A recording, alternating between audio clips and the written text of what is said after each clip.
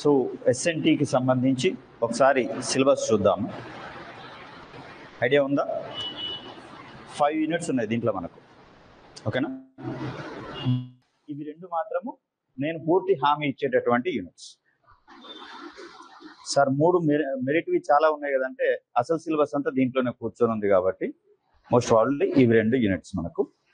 సాంకేతిక మిషన్లు, విధానాలు మరియు అప్లికేషన్స్. ఎస్ఎన్టీని ఎలా అప్లై చేసుకుంటాం రెగ్యులర్ లైఫ్లో అనేది మోస్ట్ ప్రాబబ్లీ ఈ యూనిట్లో తెలుస్తుంది మనకు. Applications of science and technology. దీని తర్వాత ఎనర్జీ పాలసీ ఒకటి అండ్ ఎస్టిమేషన్స్ ఒకటి, అంచనాల పేరుతో ఒకటి తీసుకున్నాం. సో దీంట్లో అసలు ఫస్ట్ ఏమేమి ఉంటాయి అనేది ఇంటర్నల్గా ఒకసారి కనుక్కుంటే యూనిట్ వారీగా. దీన్ని ఒక యూనిట్ అంటున్నాం కానీ యూనిట్ కాదు, ఒక పెద్ద గ్రంథం మాదిరిగానే ఉంటుంది. అది ఫస్ట్ యూనిట్ మొత్తం కూడా ఒక గ్రంథం మాదిరిగా ఉంటుంది. దీంట్లో ఫస్ట్ వన్ చూసుకుంటే మనకు సాంకేతిక మిషన్స్ అంటున్నాం. సాంకేతిక మిషన్స్ అంటే ఇక్కడ మనకు టెక్నాలజీ మిషన్స్ అని చెప్పేసి అంటాం. నెక్స్ట్ విధానాలు అని, ఆ తర్వాత అప్లికేషన్స్ తీసుకున్నాం. ఒరిజినల్గా విధానము పెద్దదా, మిషన్ పెద్దదా? దేనికి హై ప్రయారిటీ ఇస్తాం? మీ పాలసీ ఏంటి? ఎల్ఐసి పాలసీ అనకండి. మీ పాలసీ ఏంటి? గ్రూప్ 2 జాబ్ కొట్టడం. మీ మిషన్ ఏంటి? మీరు ఏం చేయబోతారో ఈ జాబ్ వచ్చేంత వరకు, that is called your mission. Mission యొక్క ఫైనల్ అవుట్పుట్. ఓకేనా? అయితే ఇక్కడ మనకు రెగ్యులర్ ప్రాసెస్లో ఇట్లా ఉంటే, టెక్నికల్గా చూస్తే విధానము పాలసీ అనేది బ్రాడ్ కాన్సెప్ట్లో ఉంటుంది. ఒక దేశం మొత్తాన్ని నడిపించగలిగేది పాలసీ. ఎడ్యుకేషన్ పాలసీ అన్నాం. ఎవరెవరు ఇన్వాల్వ్ అయ్యి ఉండాలి ఎడ్యుకేషన్ పాలసీలో? సంబంధిత విభాగాలు ఇన్వాల్వ్ అయ్యి ఉండాలి. ఎడ్యుకేషన్కి రిలేటెడ్గా ప్రతిదీ కూడా, ఆర్గనైజేషన్ కావచ్చు, అదేవిధంగా స్టూడెంట్స్ కావచ్చు, టీచర్స్ కావచ్చు, రైటా? ఇప్పుడు పాలసీ విధానానికి చూస్తేనేమో ఇన్స్టిట్యూట్ వాళ్ళు చేసేదేమో పాలసీ మీ ముందరికి మొత్తం తీసుకొచ్చి ఉన్న రిసోర్సెస్ మొత్తాన్ని మీ ముందర పెట్టాలి. వాళ్ళు చెప్పింది విని మీరేం చేయాలి? ఒక మిషన్ మోడ్లో మీరు ప్రిపేర్ అవుతూ పోవాలి. ఇక్కడ బ్రాడ్ కాన్సెప్ట్ ఎవరిది? ఇన్స్టిట్యూట్ వాళ్ళు. అంటే మీది బ్రాడ్ కాన్సెప్ట్ కాదని కాము, కానీ మీకంటే మించిన కాన్సెప్ట్ ఎవరు దొరుకుతారు, ఎవరు మంచి వాళ్ళు దొరుకుతారు, ఎవరు చెప్తే బాగా సింక్ అవుతుంది సబ్జెక్టు. ఓకేనా? ఎవరు చెప్తే జాగ్రత్తగా కూర్చొని లేవకుండా సబ్జెక్టు వినగలిగేటోళ్ళు ఉంటారు, రైటా? ఏమాత్రం చిన్న అస్వస్థత కలిగినా, ఇన్సెక్యూరిటీ కలిగినా ఇమ్మీడియట్గా జరిగేది ఏంటిది? ఈ ప్లేస్ మారుతుంది. అంతేనా? అలాంటప్పుడు పాలసీకి మనం వాస్తవానికి హై ప్రయారిటీ ఇస్తాము. మిషన్ అనేది చాలా స్వల్పమైనటువంటిది, కానీ దేని ఎఫెక్ట్స్ ఎక్కువ వస్తాయి, ఇమ్మీడియట్గా వస్తాయి అంటే మళ్ళీ మిషన్దే వస్తుంది. పాలసీదేమో చాలా ఎక్కువ కాలం పడుతుంది, టైం బౌండ్ ప్రాసెస్ పాలసీ అనేది. కానీ మిషన్ విషయానికి వచ్చేసరికల్లా ఈరోజు నేను క్లాస్ ఫెయిల్ అయ్యానా సక్సెస్ అయ్యానా ఎప్పుడు చెప్పొచ్చు? ఇమ్మీడియట్గా చెప్పొచ్చు. మీకు సైన్స్ అండ్ టెక్నాలజీలో బైక్ బై మార్కులు వస్తే ఎప్పుడు చెప్పొచ్చు? మీరు నా లాస్ట్ క్లాస్ అయిపోయేంత వరకు దాని యొక్క రిజల్ట్ అలాగే ఉంటుంది. కానీ నన్ను మీరు యాక్సెప్ట్ చేస్తున్నారా లేదనేది ఈ క్లాస్ లోపల చెప్పేయచ్చు. ఒక 5 నిమిషాలు 10 నిమిషాలలో చెప్పేసేయచ్చు. అంటే ఇక్కడ ఏం జరుగుతుంది అంటే పాలసీ అనేది బ్రాడర్ కాన్సెప్ట్లో పనిచేస్తూ ఉంటే, మిషన్ అనేది ఒక చిన్న టెంపరీ మోడ్లో జరుగుతున్నట్టుగా మనం చెప్పుకోవచ్చు. కానీ దేని ఇంపాక్ట్ తొందరగా వస్తుందంటే టెక్నాలజీ మిషన్దే తొందరగా వస్తుంది.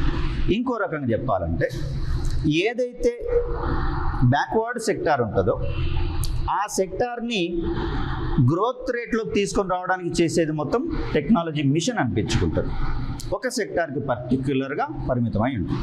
మరి ఆ సెక్టార్ని ఎలా తీసుకోవచ్చు అంటే, ఏదైతే వెనకబడి ఉంటుందో దాన్ని తీసుకొని వీలైనంత తక్కువ తోడ్పాటుతోటి తక్కువ సమయంలోనే దాన్ని కనుక మనము ఫార్వర్డ్ తీసుకొచ్చుకోగలిగితే అలాంటి వాటిని ఎంపిక చేసుకుంటాం. వెరీ రీసెంట్గా మనకు క్వాంటమ్ టెక్నాలజీ మిషన్ అని, గ్రీన్ హైడ్రోజన్ మిషన్ అని వచ్చింది. క్వాంటమ్ టెక్నాలజీ మిషన్ అసలు మనకు తెలుసా? బేసిక్స్ దాని గురించి మనకే కాదు, ప్రపంచంలో ఎవరికీ తెలియదు. కానీ ఏం చేస్తున్నాం, దాంట్లో కూడా మనం ఒక సుప్రీం పవర్గా వెళ్ళాలంటే మనం తీసుకొచ్చుకోవాల్సింది మిషన్స్ తీసుకొచ్చుకోవాలి. ఒక సెక్టార్లో ఇమీడియట్గా మనం గ్లోబల్ లీడర్గా ఎదగాలి అంటే మనకు కావాల్సింది టెక్నాలజీ మిషన్. పాలసీ ఏం చెప్తుంది? నిదానంగా వెళ్ళండి అని చెప్తుంది. సైన్స్ పాలసీ ఎప్పటి నుంచో మనం ఇంప్లిమెంట్ చేసుకొచ్చుకుంటే మొన్నటిగానే మనం చంద్రయాన్ 3ని పంపించాల. మరి అదే దాన్ని టెక్నాలజీ మిషన్ మోడ్లో కనుక తీసుకొచ్చుకుంటే ఎప్పుడో చంద్రయాన్ 3 వెళ్ళిపోయే. ఇప్పుడు ఇంకొక 4 అవసరమైతే 2023 వచ్చేవాళ్ళం చంద్రయాన్కి సంబంధించి. ఎందుకు రాలేదు అంటే సో అలాంటి పాలసీస్ ఉంటాయి. ఇక్కడ అప్లికేషన్స్ అంటే ఎలాగో చెప్తాం, ప్రతిదాన్ని మనము అప్లై చేసుకుంటూ పోతాం. డిజిటల్ బోర్డు వచ్చిందంటే దేనివల్ల వచ్చింది? టెక్నాలజీ వల్లనే కదా. ఇది కనుక రాకపోతే ఏం చేసేవాళ్ళం? ఓ వైట్ బోర్డు పెట్టి ఓ మార్కర్ ఇక్కడ పెట్టి నాకు ఒక క్లాత్ ఇస్తారు, అక్కడ రాసిందల్లా నేనే జరుపుకోవాలి. ఓకేనా? అంటే ఒక నార్మల్ ఎన్విరాన్మెంట్ని ఏం చేస్తున్నాం మనం? టెక్నాలజీ సహాయంతో మరింత అడ్వాన్స్డ్గా మార్చేటటువంటి ప్రయత్నం చేస్తున్నాం. సో దీంట్లో ఫస్ట్ ఒకసారి జాతీయ SNT విధానం అని వాళ్ళు పాలసీ ఇచ్చారు. ఇదేమో హెడ్డింగ్ మనకు వాస్తవానికి ఆ యూనిట్కి సంబంధించిన హెడ్డింగ్. దీంట్లో సబ్ యూనిట్స్ ఏమున్నాయి అనేది చూస్తే నేషనల్ SNT పాలసీ, ఇక్కడ ఇటీవలి science and technology and innovation policy అన్నారు. దీంట్లో మనకు 3 పదాలు కనిపిస్తున్నాయి చూడండి. ఏంటివి అవి? సైన్స్ ఒకటి కనిపిస్తుంది, టెక్నాలజీ ఒకటి కనిపిస్తుంది, అండ్ దెన్ ఇన్నోవేషన్ కనిపిస్తుంది. ఈ ఇన్నోవేషన్తో పాలక దీన్ని పాలసీ అన్నాడా మిషన్ అన్నాడా? పాలసీ అంటేనేమో కొంచెం ఎక్కువ టైం తీసుకుంటుంది, మిషన్ అన్నప్పుడేమో వితిన్ 3 to 10 years మధ్యలో పనిచేస్తుంది. క్యాజువల్గా అయితే 3 to 5 years తీసుకుంటారు. దానికి ఉన్న ప్రయారిటీని బట్టి కానీ లేకపోతే రిజల్ట్స్ కనుక రానటువంటి పరిస్థితులలో it will be extended. Other than that within 3 or 5 yearsలో ఇట్ విల్ బి క్లోజ్. ఆశించినటువంటి రిజల్ట్ వచ్చేస్తుంది. రిజల్ట్ వచ్చిన తర్వాత దాన్ని క్లోజ్ చేయడమా లేకపోతే ఇంకొక రూపంలో దాన్ని తీసుకొని వెళ్ళడమా తెలుసుకునే ప్రయత్నం చేస్తాం. సో సైన్స్ అంటే ఏంటండి? వాస్తవానికి నాకు కొన్ని కండిషన్స్ ఉంటాయి క్లాస్ చెప్పడానికి ముందు, అవి చెప్పలేదు మీకు. నేను కొంచెం ముందరికి వెళ్ళిన తర్వాత చెప్దామని చెప్పేసి అనుకున్నాను. క్యాజువల్గా సైన్స్ అంటే ఏమిటంటే ఏముంది సార్ అక్కడ విజ్ఞాన శాస్త్రం అని ఒక మాట చెప్తారు. ఏంటిది అది? విజ్ఞాన శాస్త్రం. మరి విజ్ఞాన శాస్త్రం ఏంటి సార్ అంటే సైన్స్ అంటారు మళ్ళీ. అలాంటప్పుడు నా కండిషన్ ఏం చెప్తాను అంటే ఇటు నుంచి ఒకటి మీనింగ్ చెప్పినప్పుడు ఈ మీనింగ్ అడిగినప్పుడు మళ్ళీ వెనక్కి వెళ్ళొద్దు. ఇది నా ఫస్ట్ కండిషన్. మీకు తెలిసిన కొత్త పదం చెప్పండి. ఒకవేళ హిందీలో కనుక మీకు సైన్స్ అంటే ఏమంటారో తెలిస్తే కనుక ఆ పదం చెప్పండి. సో దట్ నేను కూడా ఒక కొత్త పదం నేర్చుకుంటా కాబట్టి. ఓకేనా? మిగతా కండిషన్లు సందర్భానుసారం చెప్పుకుందాం. సో ఇక్కడ సైన్స్ అంటే ఏంటంటే అండి, మనకు ఒక 5 ఆపరేటర్స్ ఉన్నాయి మన బాడీలోనే. దేన్ని తెలుసుకోవాలన్నా వాటితోటి తెలుసుకుంటాం. దాన్ని సెన్సరీ ఆర్గాన్స్ అని చెప్పేసి అంటాం.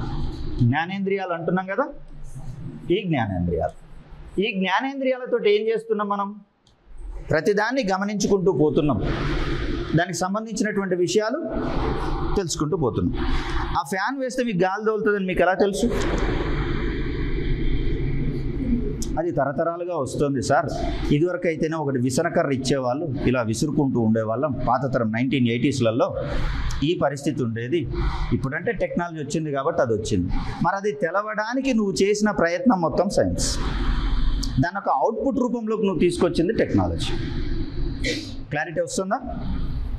మన చుట్టూ జరిగే విషయాలను ఈ జ్ఞానేంద్రియాలు ఏవైతే ఉన్నాయో, చెవి కావచ్చు, ఓకేనండి, ముక్కు కావచ్చు, మీ కన్ను, నోరు, చర్మము, వీటితోటి మీరు గ్రహించేది అవగాహన పరుచుకునేది మొత్తము సైన్స్ అనిపించుకుంటాం. ఈ సైన్స్ని ఆధారంగా చేసుకొని నువ్వు రెగ్యులర్ లైఫ్లో దీన్ని ఎలా వాడుకుంటున్నావో ఆ టెక్నిక్స్ కావచ్చు, ఆ టూల్స్ కావచ్చు, అవన్నీ మనకు టెక్నాలజీ అనిపించుకుంటాం. ఫర్ ఎగ్జాంపుల్ మనకు ఆదిమానవుడు తెలుసా మీకు? ఎక్కడుండేవాడు? అప్పుడెప్పుడో అక్కడెక్కడో ఉండేవాడు, అడవులలో, కొండ గుహలలో. ఆహారము సంపాదించుకునేవాడా లేకపోతే ఆహారాన్ని తయారు చేసుకునేవాడా? సంపాదించుకోవడమే. వేటతోటి సేకరించుకునేవాడా దాన్ని కూడా. కాబట్టి ఆ సమయంలో తనకేమీ తెలిసేది కాదు ఇవన్నీ విషయాలు. బట్ ఆహారాన్ని కలెక్ట్ చేసుకునే క్రమంలో తను తెలుసుకున్న విషయాలన్నీ సైన్స్ అయింది. అక్కడ జంతువు ఉంది, దాన్ని చంపాలంటే ఏం చేయాలి? వెళ్ళి దగ్గర నుంచి అయినా చంపాలి. మరి దగ్గరకు వస్తుంది, ఊరుకుంటుందా? ఊరుకునే అవకాశం లేదు. అలాంటప్పుడు ఏం చేయాలి? దగ్గరలో ఉన్న షార్ప్ ఆబ్జెక్ట్స్ని తీసి విసిరేయాలి. విసిరేసినప్పుడు నీ మజిల్ పవర్ ఏమవుతుంది? ఆ టూల్కి కావాల్సినటువంటి మెకానికల్ ఎనర్జీ అవుతుంది. రైటా? ఇది మజిల్ పవర్. విసిరేసినప్పుడు దానికి అవసరమైనటువంటి చలించే ప్రతి వస్తువుకు శక్తి ఉంటుంది అంటాం. ఏంటిదా శక్తి?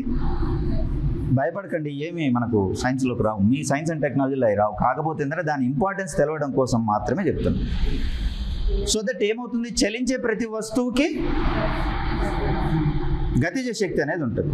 బుల్లెట్ని చేతిలోంచి తీసి అలా ఇసిరేశారు, మనిషి చచ్చిపోతాడా? అదే గన్నులో పెట్టి కాలిస్తే అవసరమైతే వెనకాల ఇద్దరుంటే వాళ్ళు కూడా. ఎందుకని, దీనికి అవసరమైనటువంటి శక్తిని మనం ఇంక్రీజ్ చేసాం. ఎలా? దాని యొక్క స్పీడ్ని పెంచడం ద్వారా చేసాం. అలా దీన్ని మెకానిక్స్ అనేటటువంటి కాన్సెప్ట్ని బిల్డ్ చేసుకున్నాడు ఆ మనిషి. ఇప్పుడు జంతువులు కావాలనుకుందాం, ఏది ఆకలి అవుతుంది, ఇప్పుడు నాకు జంతువు కావాలంటే ఎక్కడ దొరుకుతాయో నాకు అంటే అవి ఎక్కడైతే ఉంటాయో, ఏ సమయంలో అక్కడ ఉంటాయో, ఇవన్నీ గమనించుకునేటటువంటి క్రమంలో అదే మనకు ఈ క్యాలెండర్కి సంబంధించినటువంటి భావనలోకి వచ్చింది, సమయం అనేటటువంటి భావన. మరి దాన్ని కొట్టేటప్పుడు, ఆ జంతువును వేటాడేటప్పుడు ఒక రాళ్లతో చేసిందో లేకపోతే కర్రతో చేసినటువంటి ఆయుధాలను తీసుకొచ్చుకున్నాడు. కాబట్టి దీన్ని విసిరేస్తే చచ్చిపోతుందని తెలవడమేమో సైన్స్ అయింది, దాని సహాయంతో చంపడమేమో మనకు టెక్నాలజీ అయింది. మరి సైన్స్ అయిపోయింది, టెక్నాలజీ అయిపోయింది, మళ్ళీ ఇన్నోవేషన్ ఎందుకు వచ్చింది? సరిపోద్ది కదా, మనకు టెక్నాలజీ చాలా ఉంది ఇప్పుడు. Then what is the need of innovation? అంటే దీన్ని మరింత క్రియేటివిటీ తోటి టెక్నాలజీని వాడుకునేటటువంటి కాన్సెప్ట్స్ అన్నీ కూడా మనకి ఇన్నోవేషన్లో వస్తాయి. 2016 ముందల వరకు మన యొక్క పేమెంట్ సిస్టమ్ ఎలా ఉండేది చెప్పండి ఒక్కసారి. నేను ఇక్కడ ఎవరిని పొగడను, కానీ ఎగ్జాంపుల్స్ మాత్రం ఖచ్చితంగా తీసుకుంటాను. నేను అందరి వాడిని, ఏ ఒక్కరి వాడిని నేను కాదు. ఎందుకంటే 2016లో డిమానిటైజేషన్ జరిగింది. దానికంటే ముందు మన పేమెంట్ సిస్టమ్ ఒకసారి అబ్జర్వ్ చేయండి. ఏటీఎంకి వెళ్ళాలి, పైసలు తీసుకోవాలి. ఆ ఏటీఎంలో నుంచి వచ్చేటటువంటి పైసలలో కొన్ని లైన్లు కొట్టేసినటువంటి నోట్లు ఉండేవి, చిరిగిపోయిన నోట్లు ఉండేవి, దొంగ నోట్లు ఉండేవి, రకరకాల నోట్లు ఉన్నా కూడా మనం ఏం చేసేటివి కావు. మన అదృష్టానికి అన్ని మంచి నోట్లు వస్తేనేమో తీసుకొచ్చుకున్నాం, లేకపోతే బ్యాంకుకి వెళ్ళి తీసుకుపోయి దాన్ని ఇద్దామన్నా కానీ మాకు తెలియదు సార్, మాకు ఎట్లయితే వచ్చిందో మీకు కూడా అట్లే ఇచ్చేసినామని చెప్పేసి ఒక మాట అనేవాడు. ఆఖరికి బ్యాంకుల దగ్గర కూడా దొంగ నోట్లు వచ్చినాయి అని చెప్పేసి ఒక అనధికారిక సమాచారం, అధికారికం కాదు. మరి అలాంటి పరిస్థితులలో డిమానిటైజేషన్ టైంలో ఏం చేసినాం మనం? మనీ, హై డినామినేషన్ ఉన్న మనీ మొత్తాన్ని కూడా క్యాన్సిల్ చేసేసినాం. సరే, తర్వాత ఏమొచ్చిందనేది పక్కకు పెట్టుకుందాం, మనకు అవసరం లేదు అవి. ఇమీడియట్గా ఈ పేమెంట్ సిస్టమ్ను మొత్తం డిజిటల్ పేమెంట్ సిస్టంలోకి మార్చినాం. తర్వాత జరిగినటువంటి పరిస్థితులు ఏంటి? ఏటీఎంలో మొత్తం తీసేసిండ్రు. ప్రస్తుతం మొత్తం పిఓఎస్ల హవా నడుస్తుంది, లేదా క్యూఆర్ కోడ్ల హవా నడుస్తుంది. What is POS? Point of sale, abbreviation important, సందర్భానుసారం పడుతుంటే అన్నట్టు మనకు. పాయింట్ ఆఫ్ సేల్, ఏ పాయింట్ దగ్గర అయితే నువ్వు కొనుగోలు చేస్తున్నావో ఆ పాయింట్ దగ్గర మెషిన్స్ని యూజ్ చేసుకొని పేమెంట్ చేసే సిస్టమ్నే మనం పిఓఎస్ సిస్టమ్ అంటాం. దీనికి ఇంకొక టెక్నాలజీ చెప్పేటటువంటి ప్రయత్నం చేస్తున్నా, దీన్నే మనం ఐఓటీ అనేటటువంటి కాన్సెప్ట్గా కూడా చెప్తాం. ఇది ఎమర్జింగ్ టెక్నాలజీస్లో మనకు వస్తుంది. Internet of things. Normal speed ఇది స్పీకర్ ఇప్పుడు పేమెంట్ చేయగానే ఏం చెప్తుంది? Received so and so amount, thank you boss అని ఇంకొక మాట యాడ్ చేసి పెడుతుంది. మనకు కూడా సంతోషం, అమ్మాయి పేమెంట్ చేసినందుకు మనకు కూడా థ్యాంక్స్ చెప్తుందని చెప్పేసి మనం వస్తున్నాం. ఇదంతా దేనివల్ల ఏంటంటే ఇలాంటి టెక్నాలజీ ఇన్నోవేషన్స్ వల్ల. అంటే ఒక సాంకేతికతను మరింత విభిన్నంగా ఎలా వాడుకోవచ్చు అని చెప్పేది మనకు మొత్తం ఇన్నోవేషన్ చెప్తుంది. మరి ఎన్ని పాలసీలు ఉన్నాయి? ఇటీవల పాలసీ అన్నాడు కదా, ఓకేనా? మనకు ప్రీవియస్ పాలసీస్ గురించి మాట్లాడలేదు, ఇటీవల పాలసీస్ అన్నాడు. మరి అలాంటప్పుడు ఇటీవల పాలసీలు రెండే ఉంటాయి మనకు. ఏంటివి అంటే పేర్లోనే ఉంది, ఎస్టీఐపి అంటాం, సైన్స్ టెక్నాలజీ ఇన్నోవేషన్ పాలసీ 2013 ఒకటి, అండ్ దెన్ ఎస్టీఐపి 2020. దీన్ని మరి డ్రాఫ్ట్ అన్నారు, ఫైనల్ అయిందా లేదా అనేది ఇంకా తెలియదు. ఓకేనండి. మరి ఇక్కడ ఇటీవల పాలసీస్ వచ్చినప్పుడు మరి ప్రీవియస్ పాలసీస్ మీద ఏమైనా దృష్టి పెట్టాలన్నా నా డౌట్. మీరు ఒప్పుకుంటే పెడదాం, లేకపోతే ఈ రెండు చెప్పేసి హ్యాపీగా నేను సెకండ్ యూనిట్లోకి వెళ్ళిపోతా హ్యాపీగా.